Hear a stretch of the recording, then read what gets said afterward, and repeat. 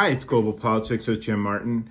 At Secretary Pete Hegseth's big confab last week, he spent a few moments creatively redefining toxic leadership.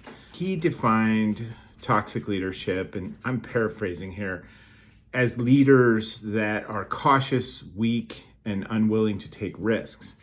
Furthermore, he suggested that leaders who prioritize diversity as toxic, therefore woke.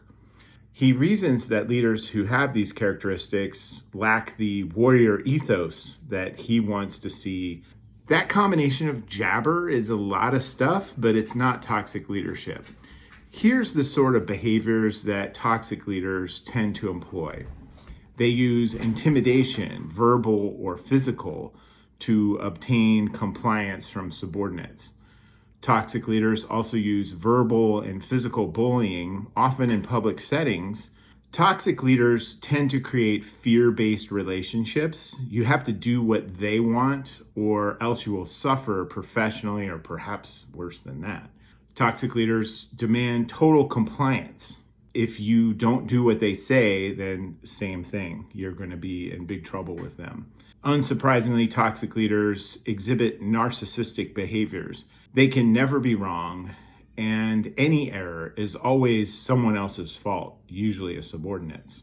We know from extensive studies of leadership that toxic leaders do not create better organizations. Teams led by toxic leaders have terrible morale. Innovation is crushed. Furthermore, they tend to have high turnover because people have options and get out.